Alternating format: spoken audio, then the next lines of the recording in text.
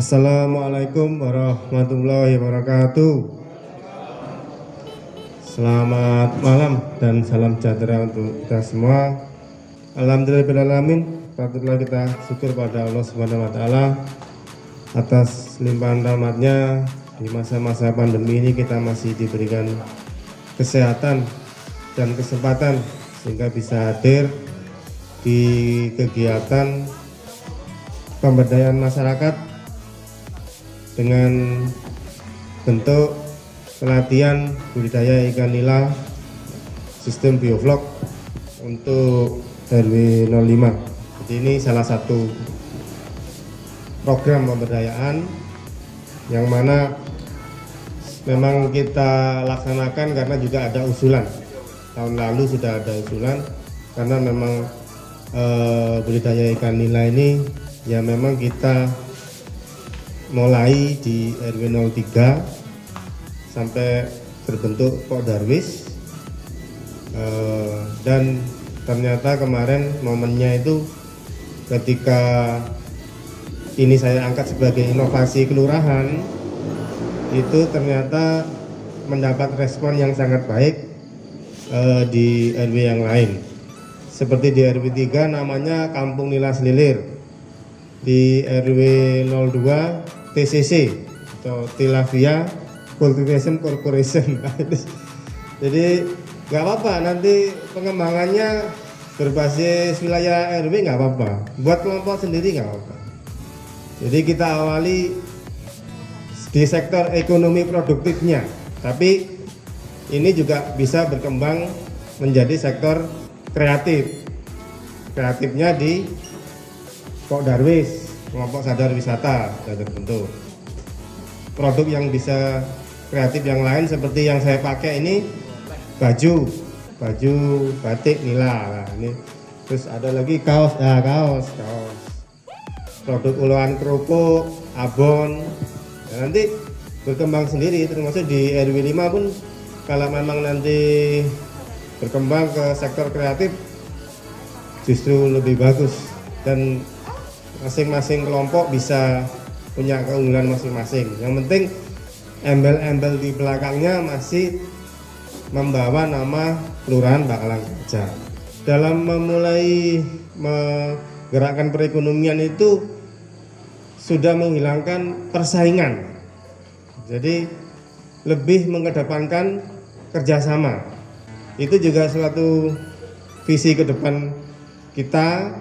Tema ikan nila menjadi satu tema yang baru. Bagaimana kita bisa berkolaborasi dan kerjasama, mengesampingkan persaingan. Kata saingannya memang harus kita hilangkan, tapi lebih ke bagaimana kita menjadi satu sentra dan bersinergi dan kolaborasi. Semoga lancar dan niat baik kita semua diridhai oleh Allah Subhanahu wa taala. Amin. Dengan demikian, dengan mengharap ridha Allah Subhanahu wa taala, mengucapkan Bismillahirrahmanirrahim. Pelatihan nila sistem bioflok untuk RW 05 menyatakan dibuka dan dimulai. Semoga Allah Subhanahu wa taala senantiasa memberikan petunjuk kepada kita semua. Kami akhiri. Wassalamualaikum warahmatullahi wabarakatuh. Assalamualaikum warahmatullahi wabarakatuh.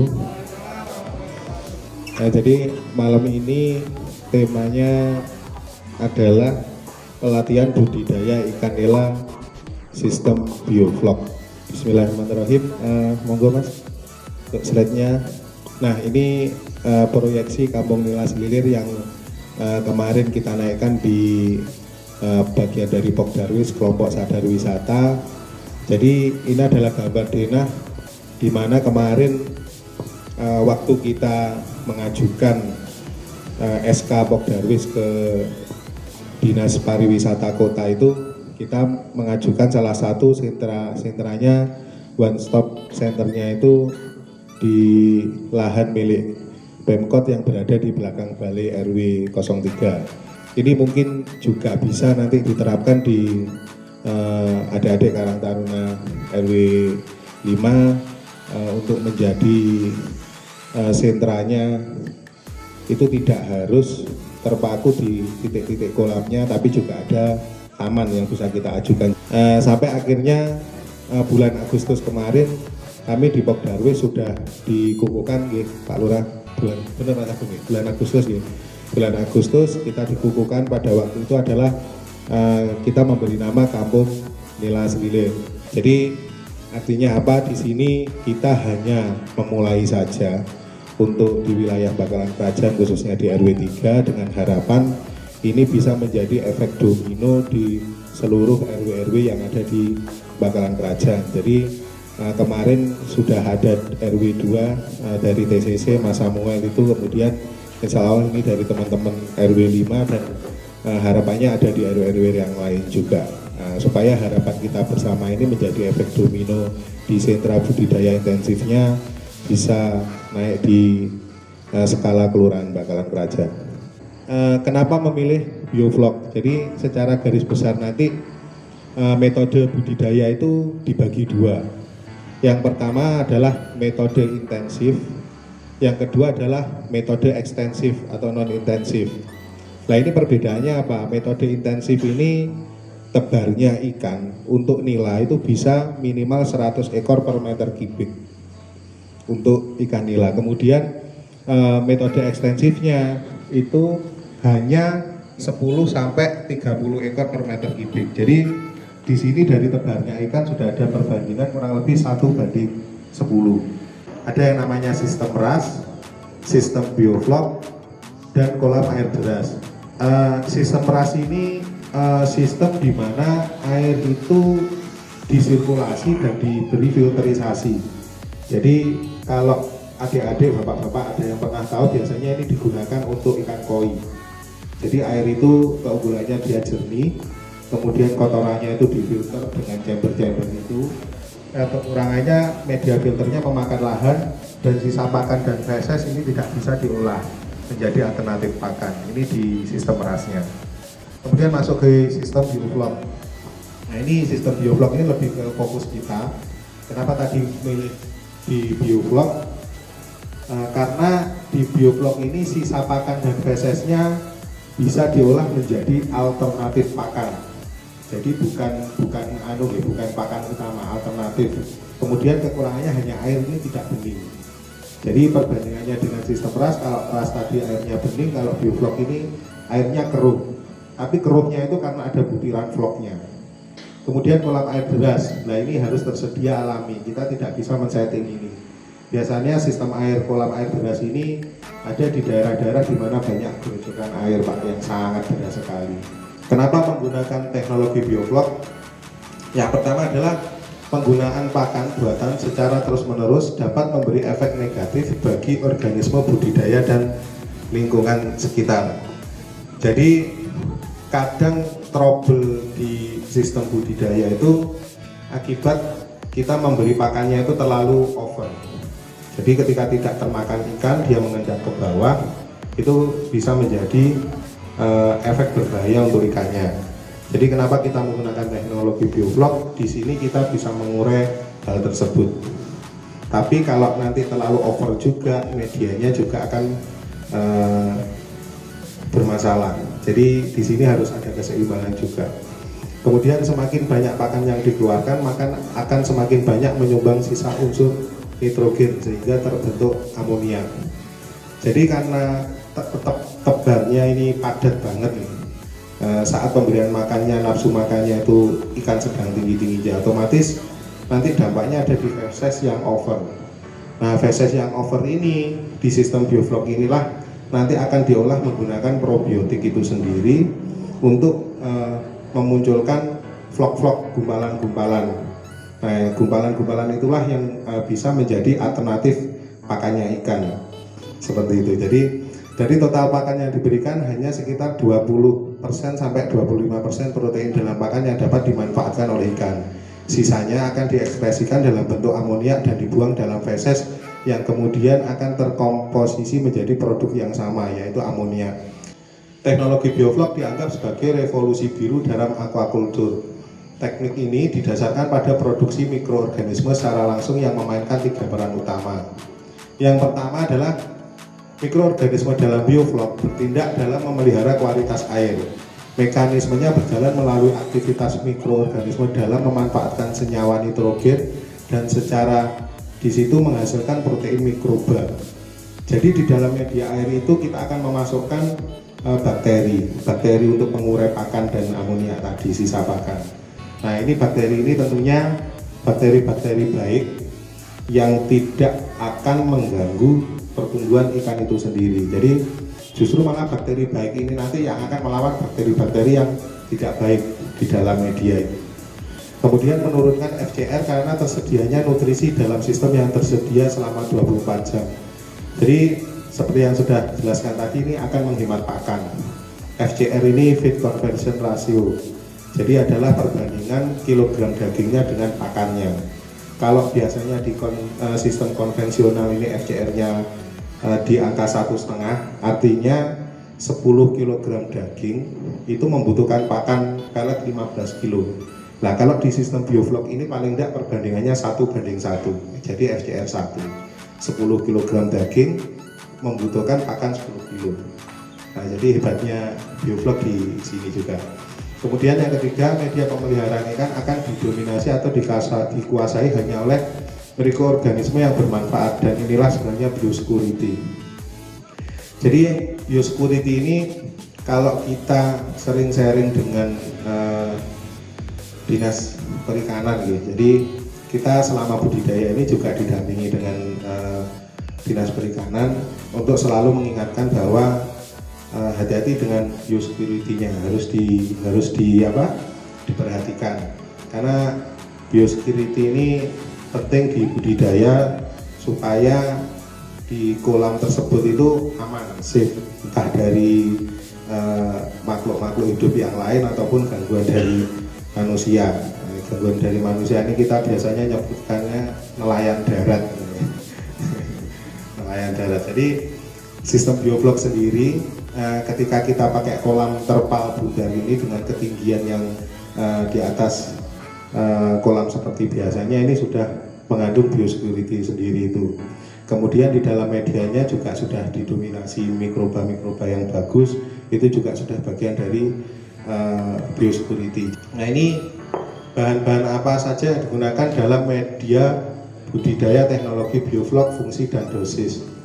Nah, ini jadi air itu sebelum kita masukkan bibit, ya itu harus kita beri media-media untuk menunjang bioflok itu sendiri. Yang pertama ini ada garam. Garam ini bukan garam iodium tapi garam grosok.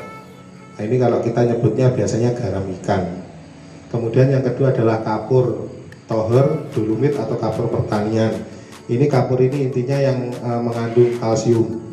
Jadi fungsinya untuk menaikkan pH air saja. Jadi saat di air kita masing-masing di daerah masing-masing kondisi pH-nya tidak bagus, bisa kita kasih kapur untuk menaikkan pH air ini. Kemudian yang ketiga adalah molase atau gula. Molase ini kita biasa sebutnya tetes tebu, dengan kalau tahu tetes tebu.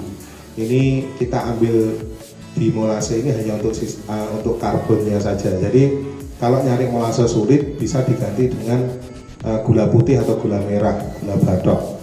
Yang penting ada sistem karbonnya. Kemudian yang keempat adalah probiotik. Nah, ini probiotik ini adalah mikroorganisme yang akan kita masukkan ke dalam media air. Nah, ini adalah rantai dari sistem bioflok sendiri. Jadi bioflok sendiri itu ikan butuh pakan sebagai basal energi, kemudian perlu oksigen dan membuang CO2 dan amonia. Kemudian amonia itu diurai menjadi nitrat dimanfaatkan oleh fitoplankton, pH dan alkalinitas menurun, perlu kapur dan garam. Kemudian amonia itu akan diolah oleh bakteri, mengurai bahan organik, membentuk polisakarida, peptid dan lipid. Perlu unsur C, molase lah. Makanya tadi molase harus ada ini karena dia itu menjadi anunya bakteri. Jadi bakteri ini bisa hidup karena ada molase. Dia menempel di molase. Jadi molase ini sebagai starter supaya bakteri itu hidup. Kemudian kita arahkan dominannya dengan menggunakan probiotik tadi. Nah, bakteri ini akan menghasilkan yang namanya bioflok, floknya tadi. Jadi hasil ikatan dinding sel bakteri tadi kemudian disupport oleh CA dan dari kapur, kemudian massa jenis meningkat dan cenderung mengendap perlu aerasi. Jadi di bioflok ini ada aerasi, mesin aerasi itu yang harus hidup selama 24 jam. Nah, kenapa harus hidup 24 jam? Karena aerasi ini pengaruhnya nanti ada di oksigen, DO. Nah, DO itu menghidupi dua hewan ikan kita sendiri sama vlognya. Nah, kalau aerasi itu dimatikan, nanti yang mati duluan bukan ikannya tapi vlognya. Jadi vlognya akan menghitam, dia mati, dan kemudian jadi lumpur, dan itu kalau tidak dibuang bahaya. Nah, ini salah satu contoh penempatan titik aerasi. Jadi penempatan titik aerasi, batu aerasi diatur rapi dan disesuaikan jaraknya agar tidak ada vlog yang mengendap di beberapa area dan suplai oksigen merata di semua badan air. Jadi biasanya kalau kolam diameter 2 itu ada 4 sampai 5 titik aerasi, diameter 3 itu bisa 8 sampai 12, diameter 4, kolam diameter 4 itu bisa sampai 18 aerasi ya Mas ya. Sampai 18 aerasi. Nah, di sini pentingnya aerasi itu yaitu tidak bisa ditawar karena untuk menghidupi dua hewan tadi, vlog dan ikan. Nah, berapa volume bioflok yang optimal? Jadi di dalam bioflok sendiri itu kadar vlognya juga ada batas ketentuan. Jadi tidak boleh sampai terlalu berlebih, juga jangan sampai kurang. Kalau berlebih ini harus ada buang air.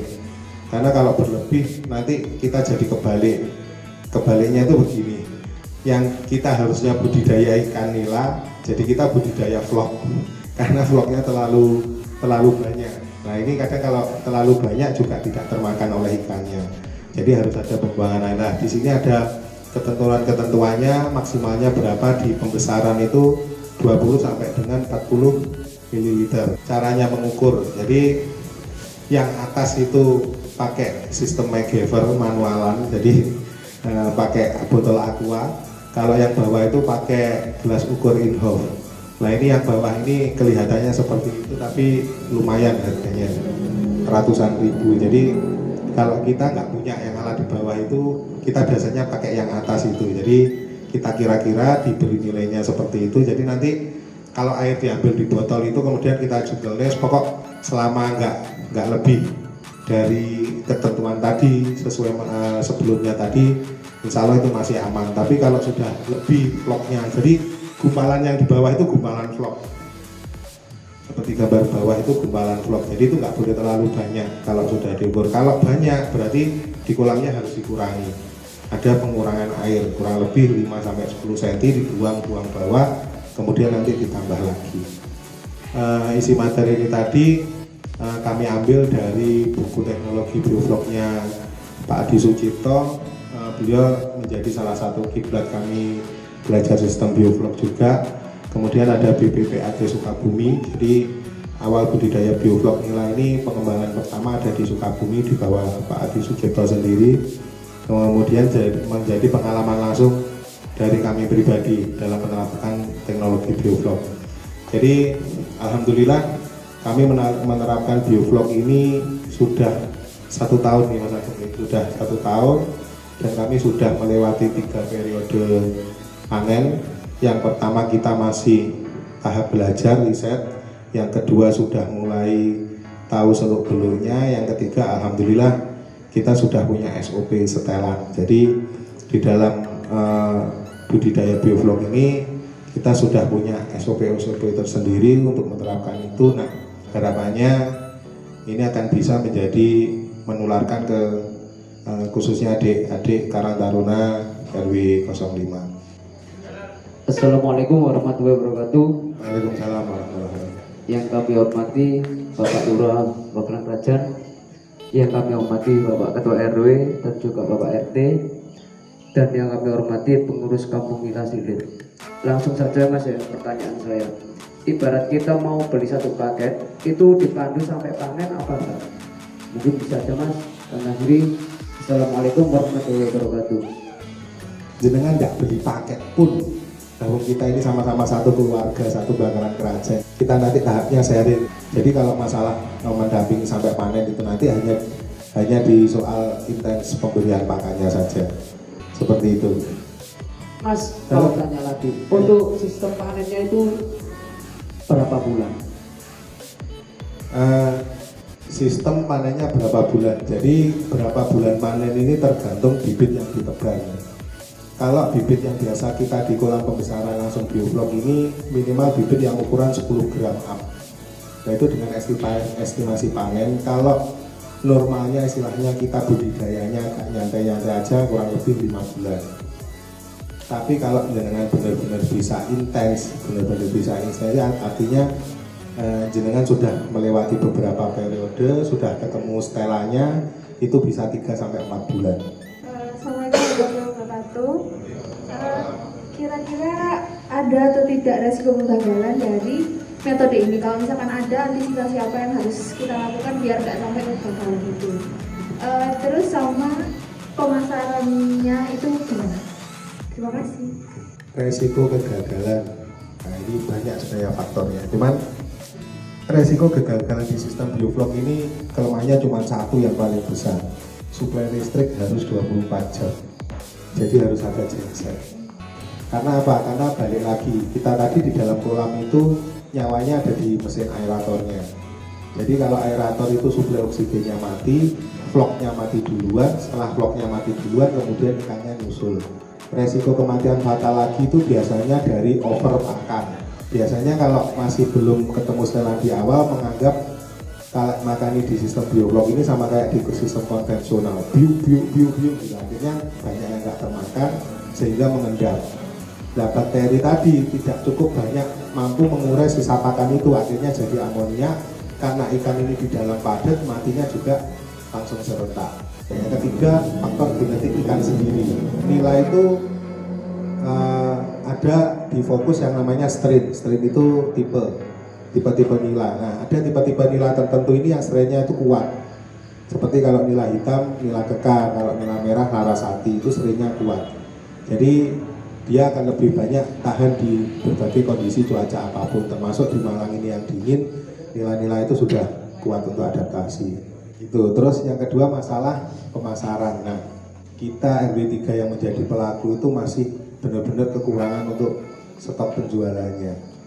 Jadi selama ini di KNS ada tim penjualan sendiri dengan teman-teman warga juga menjadi pelaku yang menjual ngecer, dan itu pun untuk kebutuhan panennya masih sangat kurang. Artinya kalau untuk penjualan kita nggak usah khawatir. Selama kita bersama-sama bareng-bareng, kita nanti bukan bersaing, tapi kita membangun jaringan. Jadi semakin jaringan kita luas, semakin kita enak. Yang pertama itu. Yang kedua, dari sisi penjualan, selain dijual langsung, bisa diolah. Mungkin yang sudah di RW3 lakukan itu dijadikan abon sama kerupuk nila. Nah, sampai saat ini pun kita juga masih kekurangan bahan. Jadi abonnya sempat jalan, habis itu berhenti karena nggak ada bahan. Dan efeknya ke kerupuk, karena kerupuk ini pengolahannya juga memanfaatkan hasil dari pengolahan abon itu sendiri. Kemudian bisa dimarinasi. Nah, ini bahasanya Bapak tahu ya, dimarinasi. Diungkep, di frozen, di vakum, habis itu masukkan kulkas, nanti dijual, yang beli tinggal goreng aja.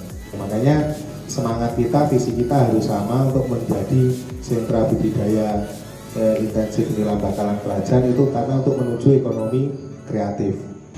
Assalamualaikum warahmatullahi wabarakatuh. Masalah penjualan itu kita kembali lagi ke sisi petaninya. Kalau petani itu secara, mohon maaf ya, kalau petani secara liar, maksudnya liar itu tidak dalam satu SOP, dalam satu standar operasional produksi, maka hasil yang dihasilkan itu berbeda-beda, Pak. Nah, yang ingin kita tunjukkan itu apa sih sebenarnya? Kualitas dari ikan kita dengan SOP yang ada, itu yang kita harus kejar. Kita harus kompak secara apa? Secara SOP, kita juga harus kompak secara budidaya atau secara aturan-aturan yang ada, kita itu harus kompak untuk mewujudkan produksi yang satu paham, maksudnya produksi yang benar-benar kualitasnya sama, itu nggak beda. Mungkin itu saran dari saya, jangan takut berusaha, jangan takut melangkah, karena kita nggak melangkah sendirian. Terima kasih, itu dari saya, kurang lebihnya saya mohon maaf yang sebesar-besarnya. Wassalamualaikum warahmatullahi wabarakatuh. Assalamualaikum warahmatullahi wabarakatuh. Waalaikumsalam. Jadi saya menyampaikan Mas Dewi, Mas Agung, Mas Samuel ini rekan saya semua. Jadi saya udah sebelum itu saya udah sering ya ke Mas Agung, ke Mas Dewi ini lihat kolam yang ada di Sililir. Kalau di Mas Samuel saya belum pernah lihat karena mungkin ya baru, tapi pernah mendengar bahwa Mas Samuel juga punya kolam itu bukan di tempat yang lebar, tapi hanya 60 cm Mas ya. Hanya 60 cm kali 7 meter dari di lorong itu pun bisa dimanfaatkan. Jadi budidaya ini tidak harus mencari tempat yang luas, tapi seadanya tempat. Jadi kita akan menyesuaikan itu. Nah, itu saya mengimbau kepada Karang Taruna RW 5 harus semangat. Tadi disampaikan Mas Samuel, kalau di RT 2 aja 5 orang berani memulai, kenapa kita tidak? Ya kalau kita bicara resiko memang ada resikonya, tapi bagaimana kita memperkecil resiko itu? Kalau kita takut, terus gak usah kerja, metu kok pedih kecelakaan, pedih ini ya. Bagaimana kita tidak kecelakaan ya hati-hati. Bagaimana kita nggak mati jadi pelihara? Kan gitu. Nah ini saya mengimbau, ini momen yang baik. Tadi sampaikan Mas Tui, Mas Samuel bahwa kita ini bukan menjadi pesaing, tapi menjadi partner. Jadi ke depan itu bagaimana sih Kelurahan Bakar Krajan ini ada nama dari Kampung Nila ini yang dikembangkan oleh 7 RW ke depan. Jadi harapan saya dari Karang Taruna yang ada di RW 5 harus bersemangat, generasi muda harus kreatif, harus inovatif ya untuk mengembangkan diri. Nanti Pak RW mendukung dari belakang. Jangan takut mencoba kalau belum sukses. Itu aja ya. Dengan mengucap alhamdulillahirrahmanirrahim, pelatihan budidaya ikan nila sistem bioblok untuk RW 5 telah kita selesaikan. Semoga bermanfaat untuk kita semua. Kami akhiri. Wassalamualaikum warahmatullahi wabarakatuh.